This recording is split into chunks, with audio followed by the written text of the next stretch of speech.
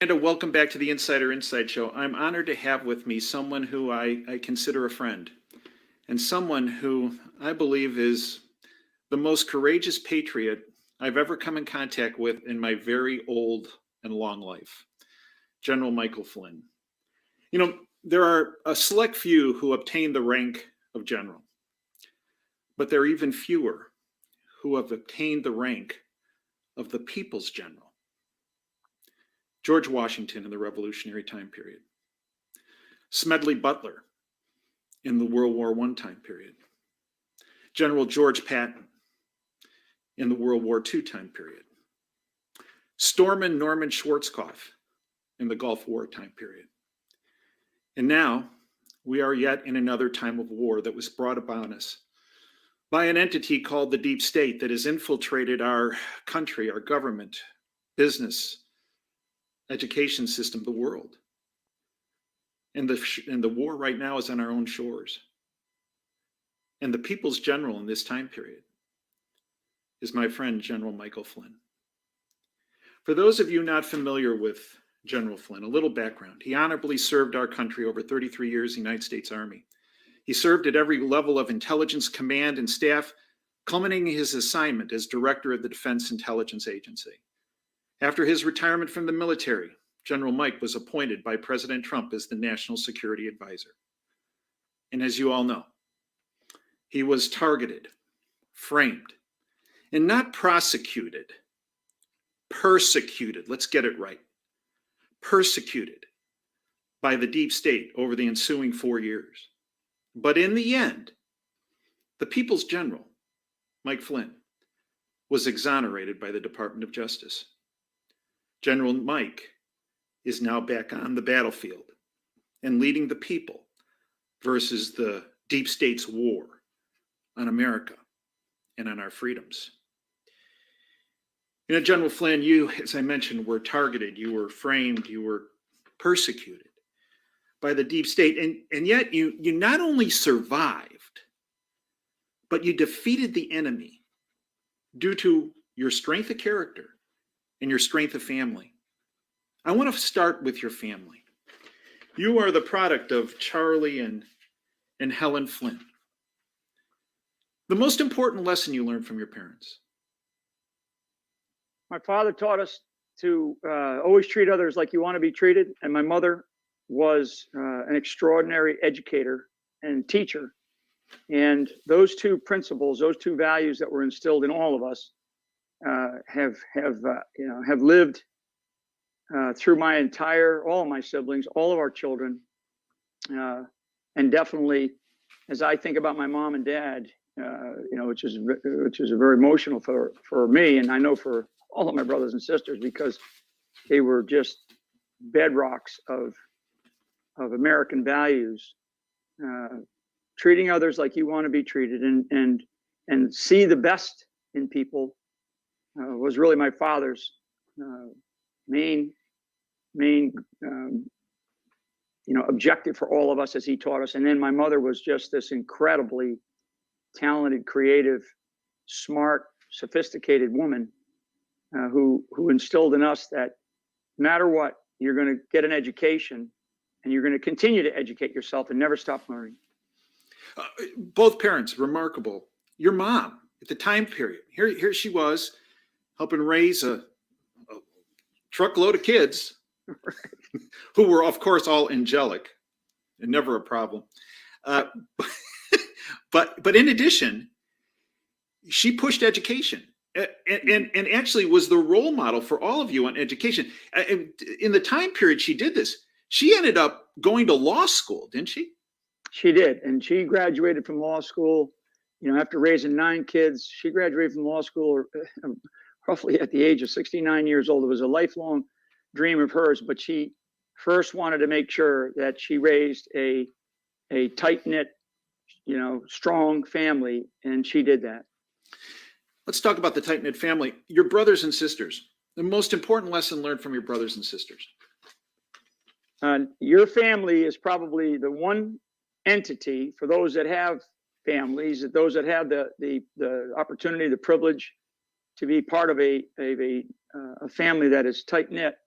And I just explained it to people like, we might argue internally in the Flyn family, and we do. We have, I mean, when you talk about sitting around the kitchen table and debating the world, politics, everything, the military, the foreign policy. I mean, you'll get a sophisticated conversation and it'll be a hot, hot debate, and we will fight like the dickens with each other.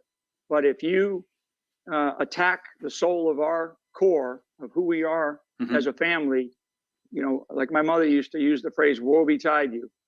And that's part of why I'm sitting here talking to you today, Dave, who you've been extraordinary in support and stood strong in our corner and stood strong with our family. And so we now like to say, fight like a Flynn, because there are many who have done that for us.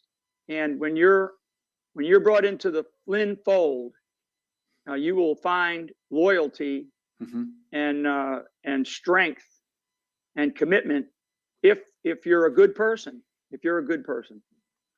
I spoke to some of your brothers and sisters, and I asked them the same question. What have you learned from your brother Mike? Want to hear what they said? Here you go. I'm not so sure. Oh no! Here's what they said. It's interesting.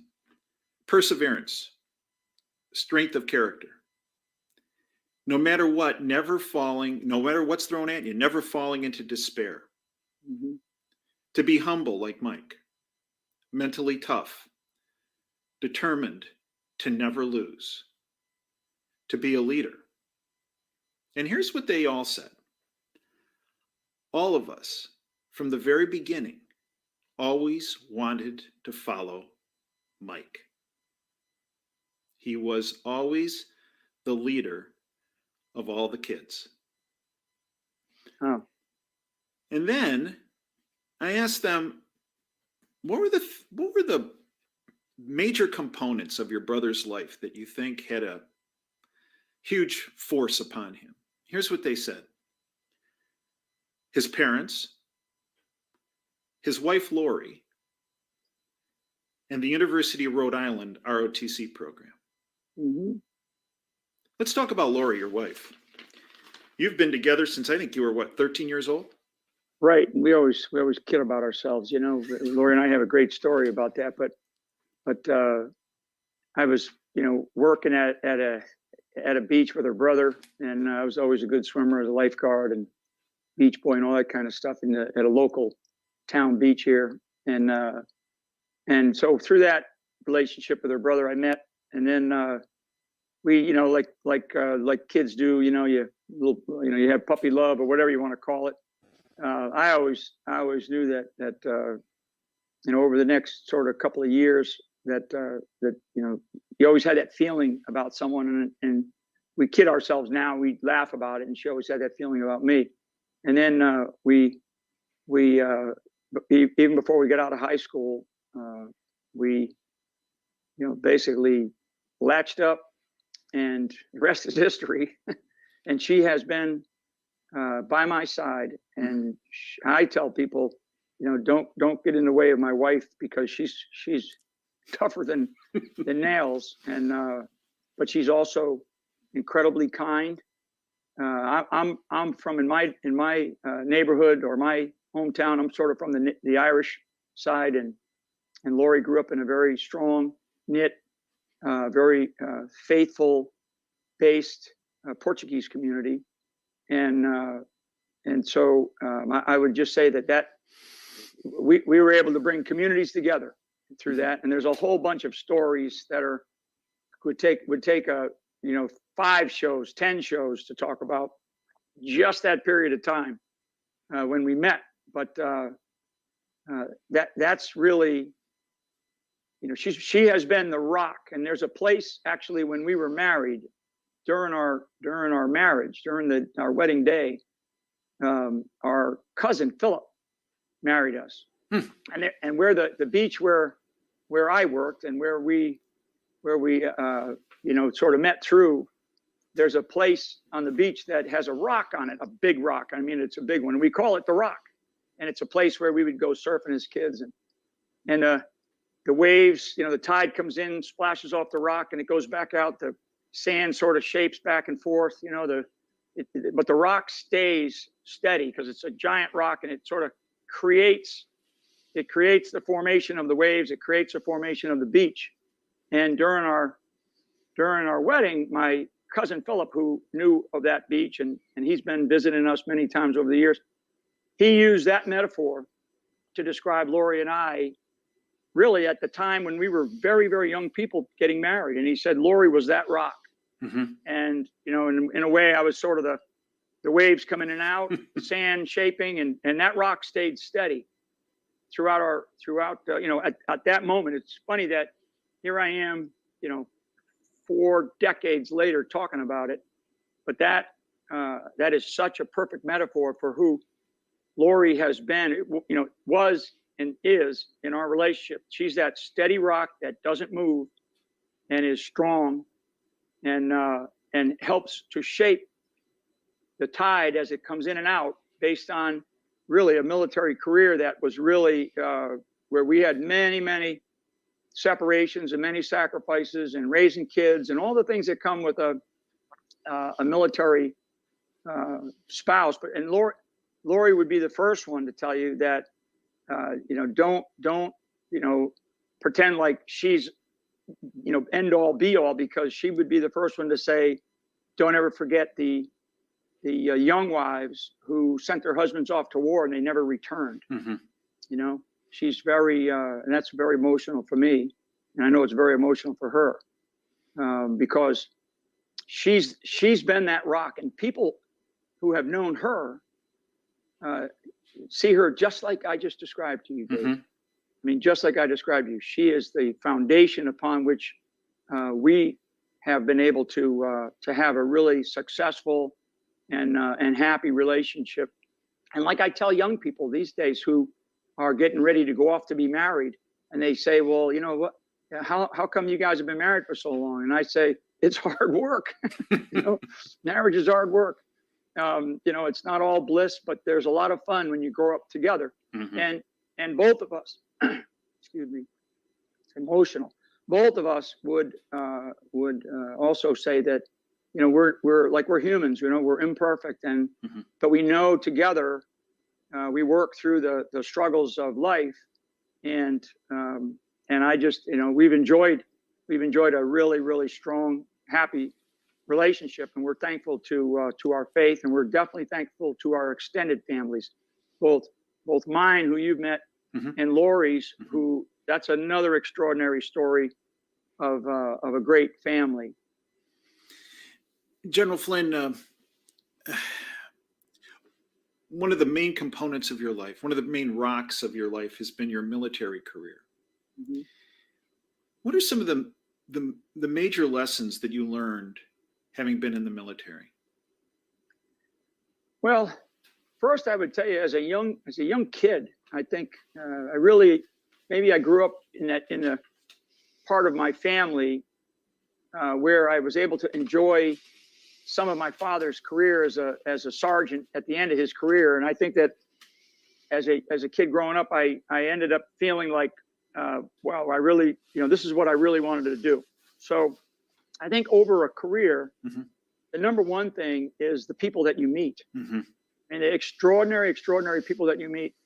And I would say that through this crucible that my family has been put through over these last 4 years, mm-hmm. the people that have drawn to me and kept me, really strong in terms of what I call true friends and true friendships, have been the non-commissioned officers that I had in various moments in my career. Mm-hmm. And those are the people that know me the best, because they spent time with me, they lived with me, they breathed with me, they slept with me, we fought together, mm-hmm. We trained together, and that goes back to who I'm still in touch with today, and have reached out to me constantly through this to say, we're with you. Don't worry about it. This is, you're going to be okay. And that goes back to when I was a lieutenant and my platoon sergeant, my first sergeants, my sergeants majors. So those people, to me, and that maybe I'm a product of what my father taught me, because he was a non-commissioned officer, a World War II and Korea vet, mm-hmm. that those are the people that are really the foundation of our our military institution, and in some cases they're not just Army sergeants or Army sergeants majors, but they're also Navy chiefs, Right. who I had that work with me over the years, or Air Force senior tech sergeants who were superb. So people, and then I think the other big sort of in general is just the leadership and the education that I was able to be privileged to receive in my 33 plus year career, and the leadership and the education, and then the experiences. Education is not just sitting down, going to school and getting a master's degree or getting some other degree. Education is every single day you learn about human beings. You learn about the people in your organization. So that the people, and then the leadership experiences, education, and training that I received, I think have allowed me to understand the sort of bigger, the human geography that exists in our world, and the geostrategic challenges and issues that our country has been dealing with in our history, and then is dealing with right now.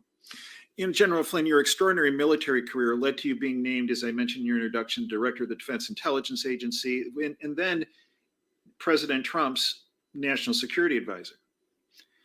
It's my understanding, I have this under good authority, that when President-elect Trump, for the first time, at least in the Oval Office, had a meeting with Obama, Obama told him to be careful of two particular people. One was Kim Jong-un, the dictator of North Korea. And the second person was you. Now, why exactly did Obama say that? What was the, I'm not sure even rationale, but what was the background on that? Because that's so off the rails. I mean, you're right, and no one has ever asked Barack Obama that question. No one.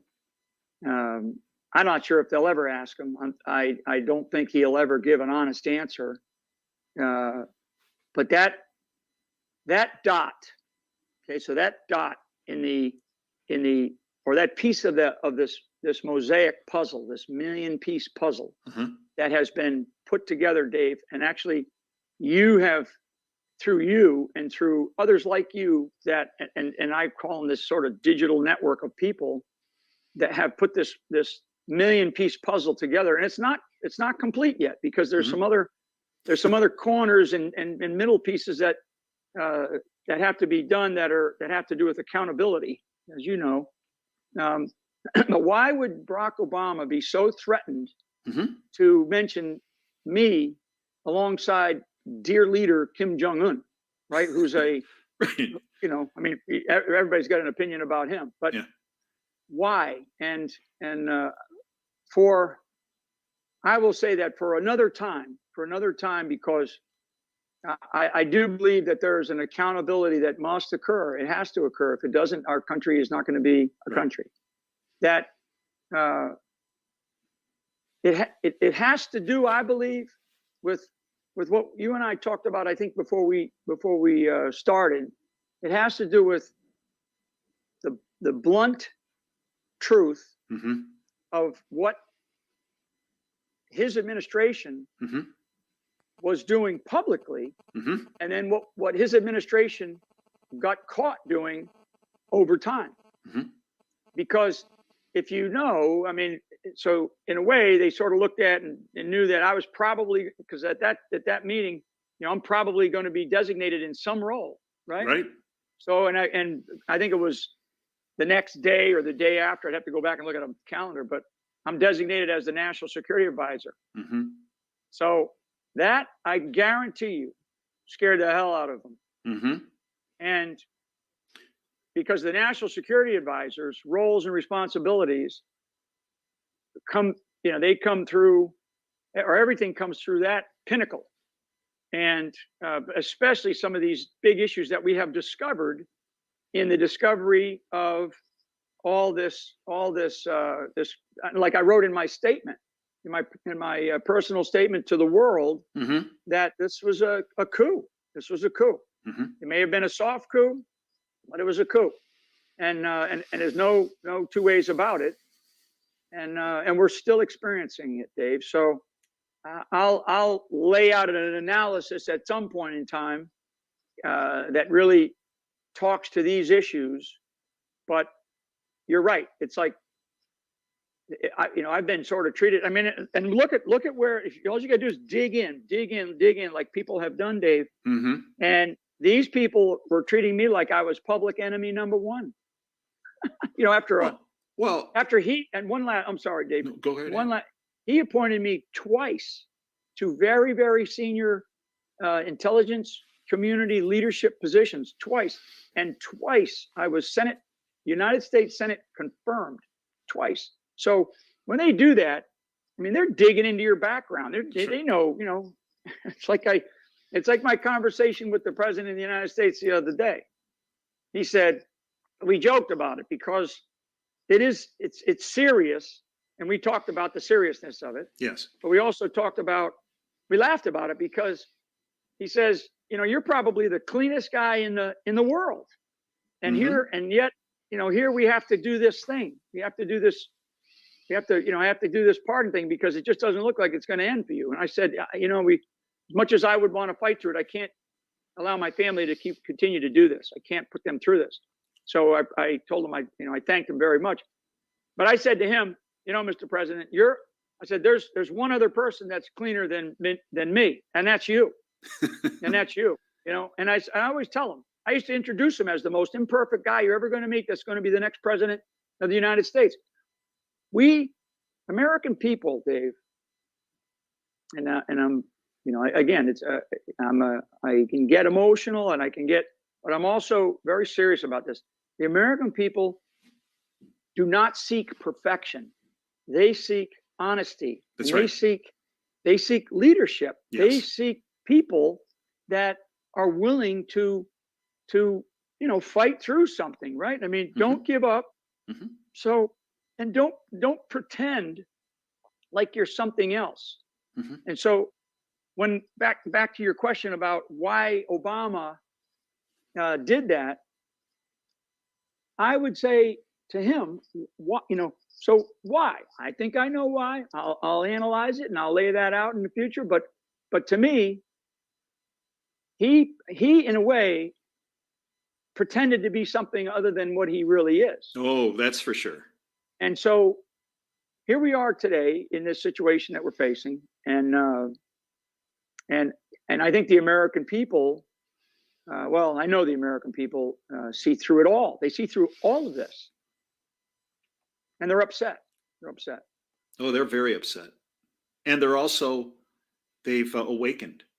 Right. They've awakened to the truth and the facts, and I believe what you went through and your family went through led to a lot of that awakening. General Flynn, if as an outsider, someone asked me why was General Flynn put in that category with Kim Jong-un, it's because of your answer you just gave. It's because you're clean. They can't stand, they fear, they despise people who are clean because they, in fact, are so dirty. I want to talk about a couple other dirty people that targeted you. Former director of the CIA, John Brennan. Former director of national intelligence, James Clapper. Former director of the FBI, James Comey. Former director of the FBI, Robert Mueller. Tell me if I'm wrong. I believe they targeted you because you're clean. You've only started the list, Dave. Yeah. I mean, there's a few others that I'd add to it. And again, you say to yourself, why? Why? So for the American people and those that listen to this, and this, I know that, your show gets a lot of other reviews because as the internet does so well, it pushes around messages that people are looking for. And your message is something that people look for. And your message through your own conversations with your audiences and your messages through your conversations with people such as myself, the American people they get it. They Mhm. understand. Mhm. And you cannot, you can the old phrase about fooling people once, fool me once, right? Right. But don't try to fool me again. Yeah. And there's haters out there, and you just can't be, you can't worry about that. No. My mother used to say, sticks and stones will break my bones, but names will never hurt me. And so, back to what I said about fight like a Flynn. So those individuals who jumped out on television after they testified under oath, Mhm. and now I have a lot to say about that, about the testifying under oath, and to the Republican side of our aisle, right, in our political aisle. Right. But all these people testified under oath, and then they went out on national television, took millions and millions of people, Mhm. and said, these guys committed treason, they're treasonous, they sedition, all these names, all these horrible traitor, right? Mhm. Traitor. Mhm. I mean, Mhm. they used all these horrible things, but yet when they were under oath, when the sort of rubber meets the road, Yep. they said they had to tell the truth, because otherwise they'd be up the river, right? That's right. So, but then they did that. Why did they do that? Why they did that, Dave? And we're feeling it now. They did that because there was a phrase made by someone in the past, in a fairly recent past, not within the last couple of years, but probably within the last decade, that talked about, we are going to fundamentally change America. Mhm. Well, that phrase that was stated is part and parcel to the kinds of things and the kinds of statements that not only people like those that you mentioned said it to large audiences of people, but also the media, right? The media continued to parrot those. And then they just, through repetition, through propaganda, repetition, they repeated it and repeated it and repeated it, to the point where people begin to believe, that are listening, because they don't have access to other cable channels. They don't listen to guys like you. There's a voice out there that they're not hearing. Right. And they turn on, NBC every night, and that's what they see, or they turn on CNN or some of these really left-wing organizations who are people don't believe anymore. And that's all they get. And they go, oh my God, this guy, this Trump guy, this Flynn guy, right? Mhm. And now we know from a senior, and this is public, in late October timeframe, when the statement came out, his under oath statement came out, a senior FBI agent who was in the 2016 campaign FBI, right? And he was in part of the spying, quote unquote spying. Mhm. He was part of the transition. He was part of the campaign FBI, right? And then he got into or not campaign, but in the White House FBI. And then he was part of the Mueller investigation. Mhm. In this October 2020, almost 4 years later, he finally, for various reasons, comes forward. And I think his testimony is about 8 pages. And he basically says the whole effort was to get Flynn, to get Trump. That's right. Bill Barnett is the agent's name. You can look him up, and you can look up the 302, right? Mhm. And it was, quote unquote, what everybody's gotten to know, exculpatory evidence, right? That was withheld from me, that by the grace of God, and Sidney Powell, Mhm. she fought for that. So I give that example, Dave, because it's all part of this fundamental shift, this fundamental change of our country that I see, Mhm. I believe that the American public sees, and many millions of Americans they're concerned. They're concerned. I mean, and I could use other stronger words, like they're in fear of it, or they're afraid of it. But I think we have to be fearless. American patriots have to be fearless right now, and fight back through our political leaders, not up in Washington D.C., because Washington D.C. is broken. They have to fight back through our constitutional process. Mhm. And our constitutional process, I mean, I've studied our history and I've studied our Constitution and I've studied the founding fathers, what they were thinking. If you read some of the, like John Locke, you read some of the founding fathers, right, who were signatories, what they talked about and what derived our Constitution, like 75% of them would tell you that the derivation toward the Constitution, where they got their ideas, came from the Bible. Mm-hmm. And they put things in there to make sure that we didn't, because they knew tyranny. If there was people that knew tyranny, it was our founding fathers. And they always worried, and they've always said, and there's many, many examples, that it wasn't going to be an external enemy that was ever going to defeat us. As long as we stayed together, unified as a nation, unified as patriots, we could fight anybody. Hell, we beat the British at the time, right? Mm-hmm. George Washington lost 90% of his battles, Mm-hmm. but he won the most important one, right? He did. And so, very, very important.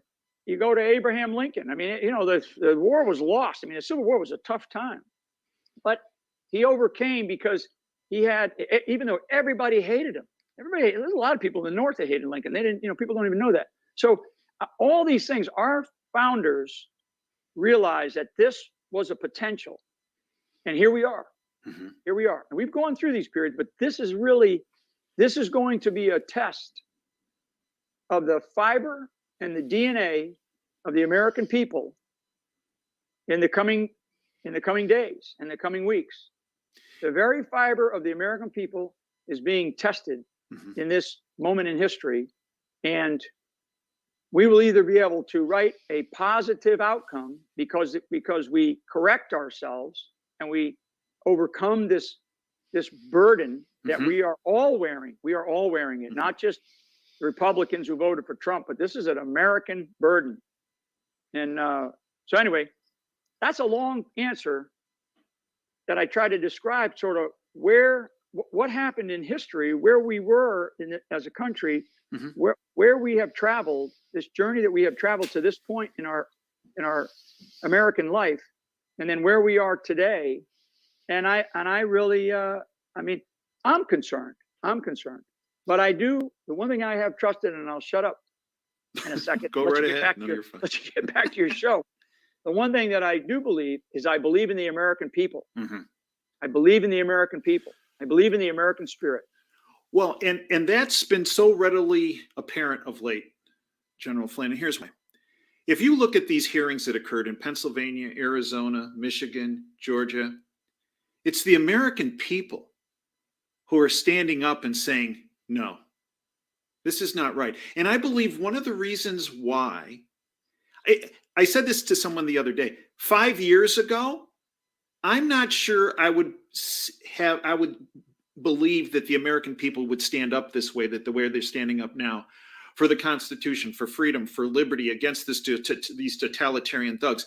But I believe because of watching Donald Trump fight, watching you fight, your family fight, the great Sidney Powell fight, I believe that has motivated and inspired millions of Americans, not just to come out and vote on November 3rd. And we all know Donald Trump won in a landslide. That's unequivocal when you look at all the evidence that's been presented. But to fight for how this election is trying to be stolen mm-hmm. by the deep state and the people behind the deep state.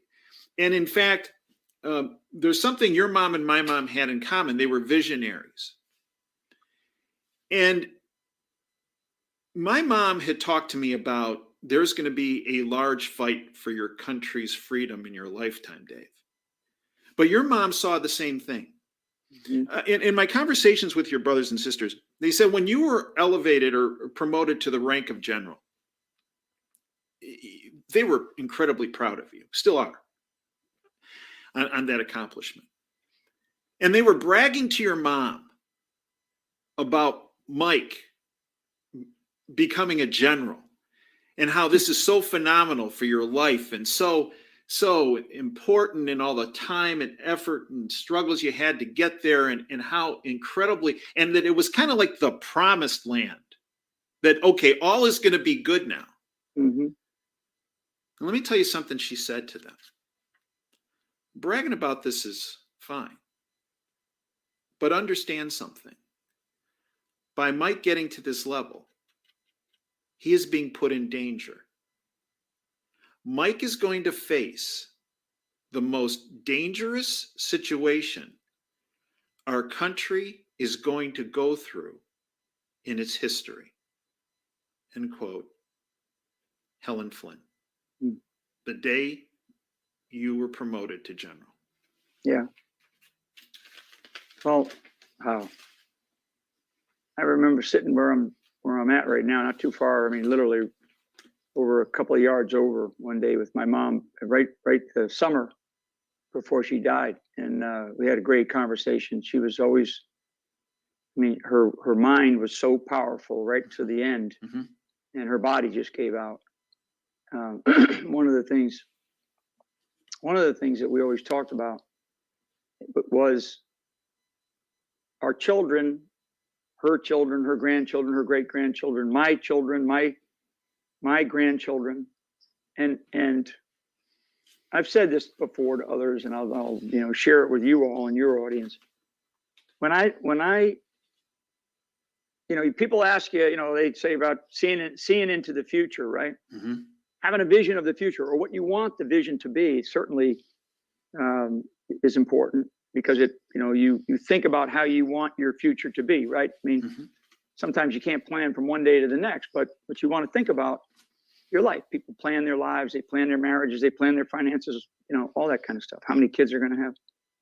One of the things my mom and I spoke about was that we had a conversation about her life, which spanned, almost 100 years, right? I mean, Mm-hmm. certainly most of the last century, and she died in 2014. And so when she talks about her life and all the experiences that she had, because her father was over a 40-year naval, he was a chief master at arms at Pearl Harbor at one time. He was a torpedo man during World War I. He was in World War World War I, and he was a torpedo man in World War II. And he ended up retiring. I mean, literally, he had like I think 41 year career, and he's buried in Arlington Cemetery right now. So my mother had this amazing journey of a life, and then she, of course, gets married, as I talked about, to my father, who's a World War II Korea. Mm-hmm. And then she experiences, she has all these children, and we go through Vietnam, and we have, brothers or sisters or brothers-in-law who are in various parts of the military right now. I still have, a brother serving. I still have nephews serving. So it's not just about service to our military, but my mother's view of the world. And she would share that nearly century-long view. And she would say, what you need to understand is that in the coming century, Mm-hmm. okay, in this century that we're in now, Dave, that you can actually see certain trends and certain things that will happen in the next 100 years. Mm-hmm. And she would say to me, you need to look at it through the eyes of your grandchildren. Mm. So at the time, we had my granddaughter, who was my youngest, and then of course my son Michael had a grandson. So she would tell me that my granddaughter, by the time that this century that we're in now turns, mm-hmm. okay, mm-hmm. she'll be actually younger than my mother was when my mother died. Mm. So when you begin to see what you think is going to occur, and you understand the components of history, mm-hmm. you understand the components of our own, both U.S. and world adaptations and changes over the millennials, and you start to put into perspective where things go, you know that in order to sustain what we have, what I like to say is, in order to continue to breathe the fresh air of liberty, mm-hmm. we must protect that fresh air. And we do it not because we do it for ourselves. We do it because we see a future that we want our children, our grandchildren, to be able to have. I can't see more than through my granddaughter's eyes. Right. Okay. I can't see through as I look at what she will be in her life. But I can understand the trends that I know that we're going to face in the coming decades if we don't continue to get this constitutional republic and this experiment in democracy, if we don't continue to fight for it. And I think that we're in this political struggle right now, and this is real. This is very, very real. And so if I fight, what I should have done is I take the pardon and go to the beach, right, and go stop. Well, that's not you. It's not something that It's not you. And it's and my wife hits me over the head every so often about it, but if all of us as American citizens, we love what we have. We really do love what we have. We don't want to give it up. So I try to see things through my children and my grandchildren, not through me. Right. General Flynn, you mentioned the pardon. Again, one of the reasons why I believe people are fighting so hard right now on the front lines. We see it in these hearings. Mm-hmm. People putting their lives on the line. Rudy Giuliani has thousands of people who've signed affidavits under oath about the fraudulent nature of this election. I believe it's because of watching what you went through. You went through a 4-year, still, actually, it's still going on. It'll always go on. Yeah. 4-year persecution, not prosecution. Your pardon that was issued by President Trump was unique. It was a pardon of innocence. It was a part. My mom was a history teacher. She taught me how to dig archives. I've been digging archives since that was issued on November 25th, 2020. I'm not aware of another pardon of innocence. Yours is very unique. And what is just, it's... Well, let me help you, Dave. Let me help you, because you're right.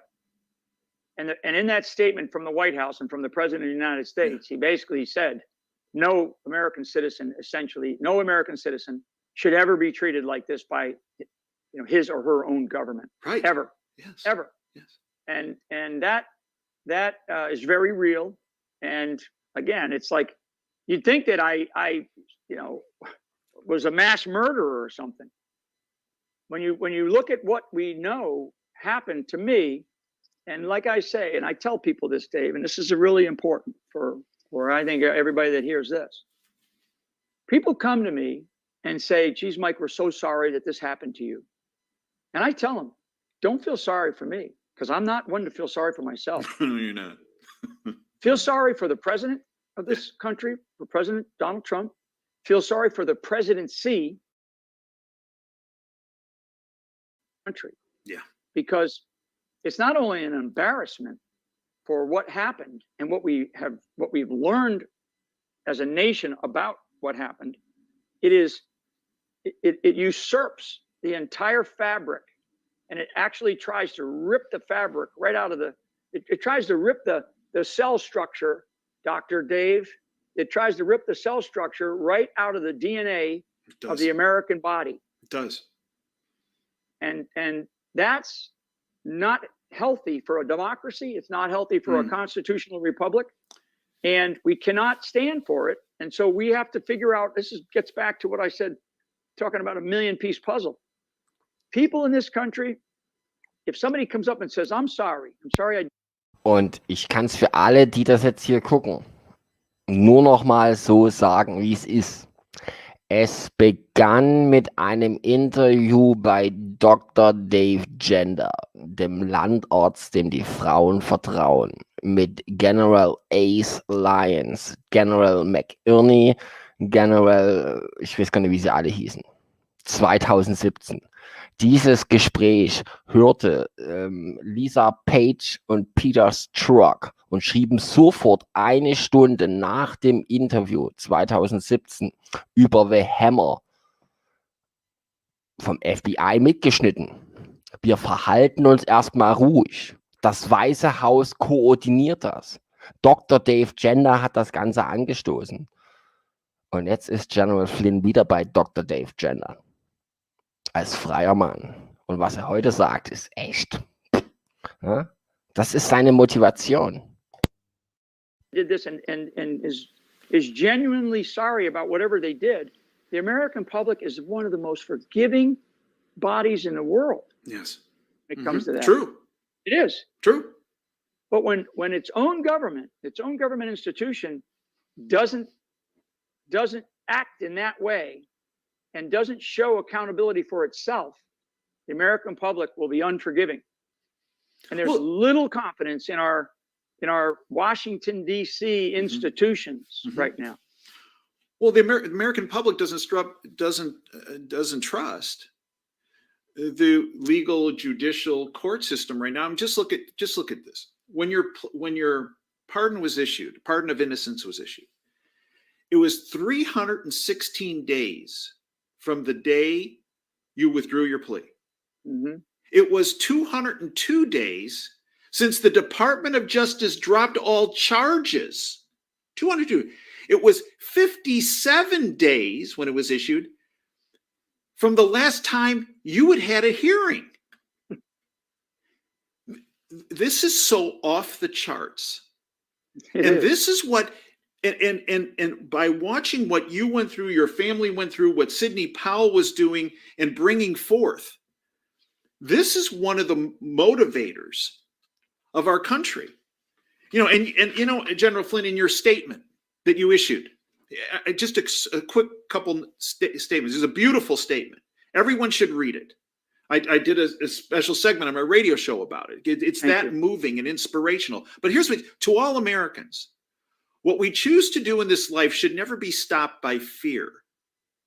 Instead, we need to embrace the uncertainty and accept the risk that comes with sacrifice, of which you are the embodiment of in your family, and then work to overcome the sheer magnitude of life's challenges, especially during this crucible of our nation's history. Our very survival as a nation is at stake.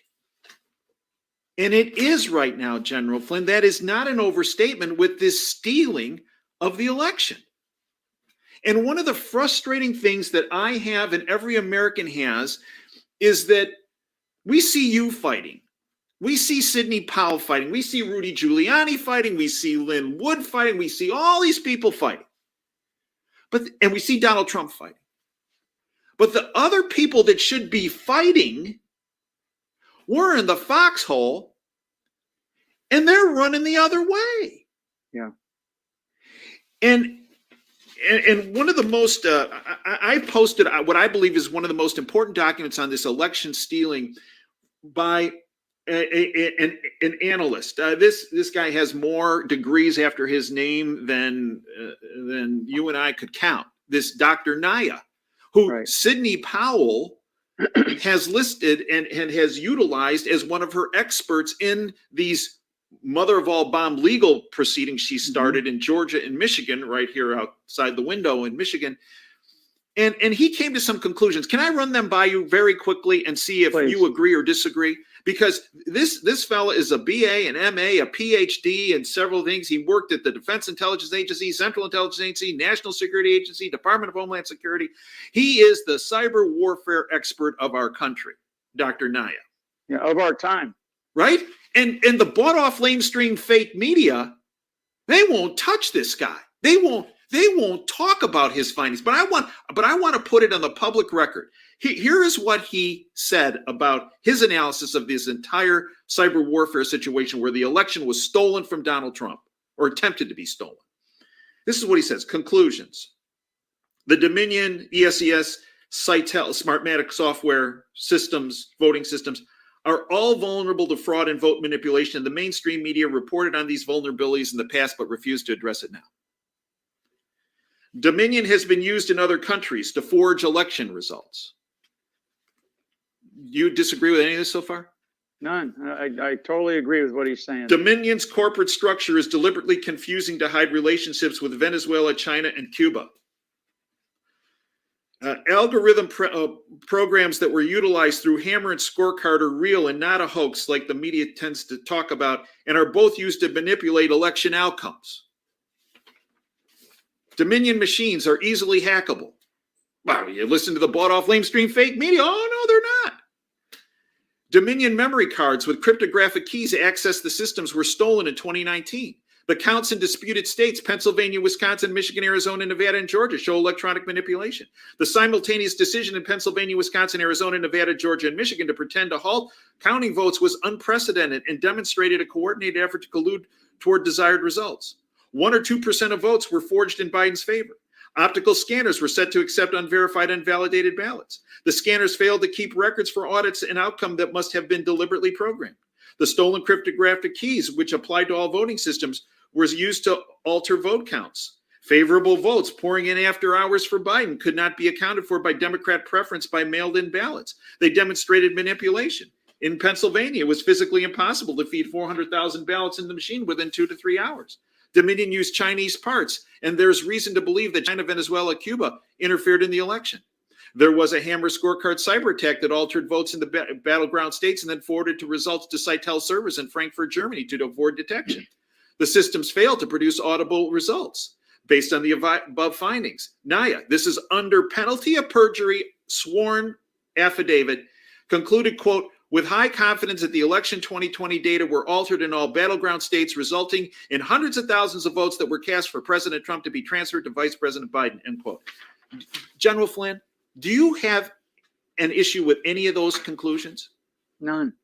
And I'm glad you mentioned that he signed that under penalty of perjury. So, I mean, he's basically laying out his expertise.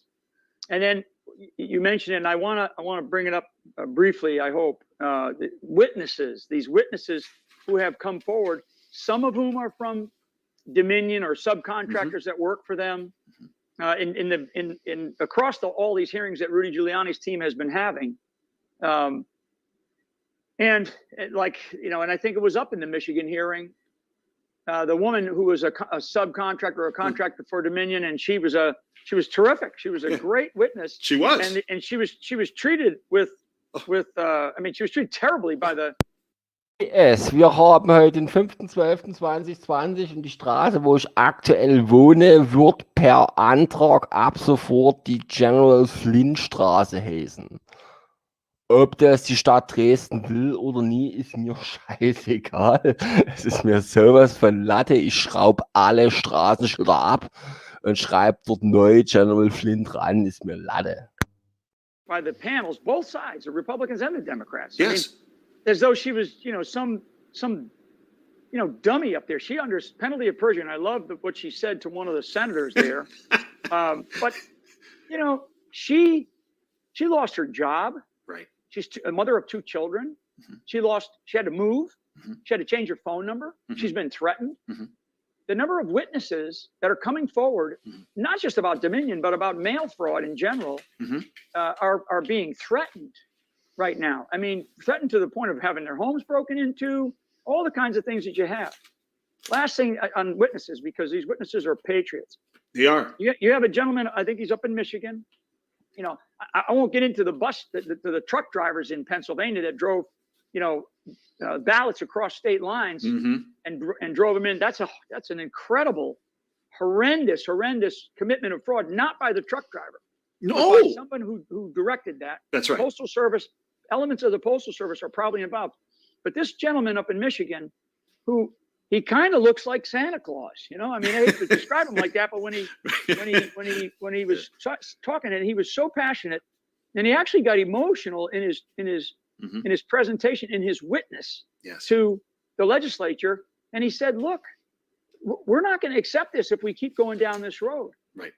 We have to stop, and we have to relook all this stuff, and we have to do it in a bipartisan, fair, honest, very specific way, both technically and in the mail-in ballots, the sort of the paper ballot side of it, right? Mm-hmm. And if we don't do that, and he was talking to Mr. Biden, he was talking to the president.